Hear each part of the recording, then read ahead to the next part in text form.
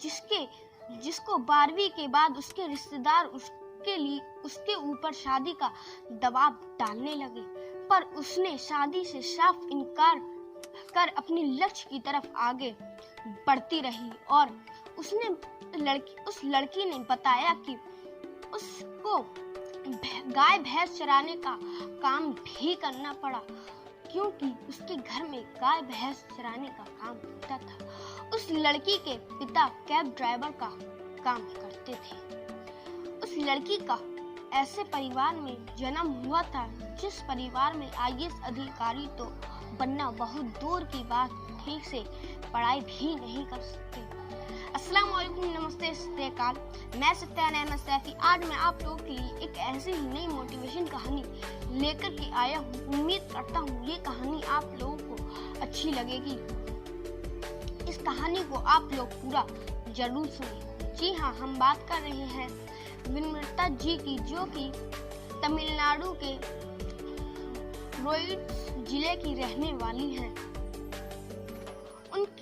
उनके ऊपर उनके रिश्तेदार 12वीं के बाद शादी का दबाव डालने लगे, पर उन्होंने शादी से साफ इनकार मना कर अपने लक्ष्य की तरफ आगे बढ़ती रही।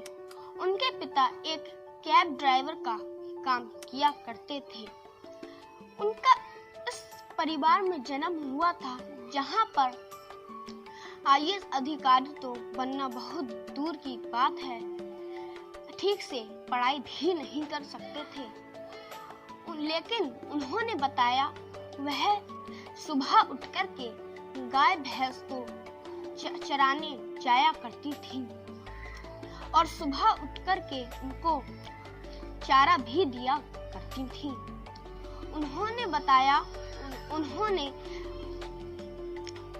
ग्रेजुएशन कंप्लीट करने के बाद उनको घर के आर्थिक हालात ठीक नहीं थे, इसलिए उनको एक प्राइवेट बैंक में नौकरी भी की और अपने परिवार की मदद की और साथ ही अपने लक्ष्य की तरफ भी आगे बढ़ती रही।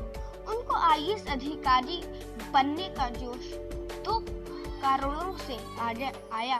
पहला कारण तो ये था कि उनके गांव में एक कलेक्टर रहती थी, जो कि जिनको लोग बहुत ही सम्मान और इज्जत देते थे।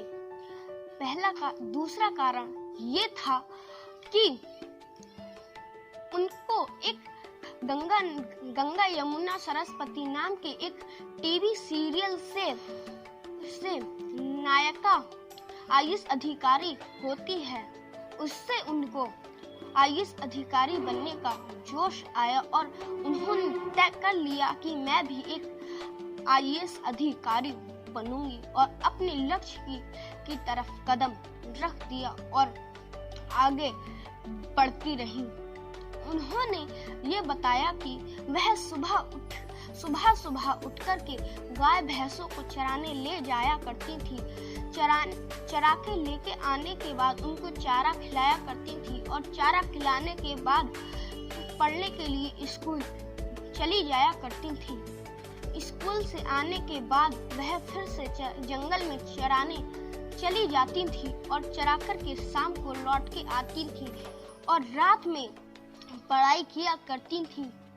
और पढ़ाई करने के बाद उनकी जब पढ़ाई पूरी हो गई तभी उनके ऊपर 12वीं के बाद उनके रिश्तेदार शादी का दबाव डालने लगे, पर उन्होंने उस रिश्तेदारों को साफ शादी के लिए मना कर अपने लक्ष्य की तरफ आगे बढ़ना शुरू कर दिया और अब वह अपने लक्ष्य की तरफ आगे बढ़ी जा रही थी। जब वह उनके घर के आर्थिक हालात ठीक नहीं थे, फिर उन्होंने ग्रेजुएशन कंप्लीट करने के बाद एक प्राइवेट बैंक में नौकरी के साथ साथ उन्होंने यूपीएससी की तैयारी भी शुरू कर दी और तैयारी पूरी होने के बाद यूपीएससी की परीक्षा इंटरव्यू से 2 दिन पहले उनके पिताजी की बहुत ही ज्यादा हालत खराब हो जाती है।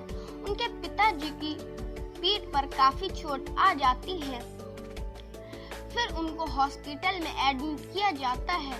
वह देखभाल के कारण अब इंटरव्यू देने नहीं जा पाती हैं। जहां पर इंटरव्यू के नंबर दिए जा रहे थे, तब वह अपने पिताजी की देखभाल कर रही थी और साथ ही अपनी तैयारी भी कर रही थी। फिर वो परीक्षा में फेल हो जाती हैं, लेकिन वह हार नहीं मानती हैं।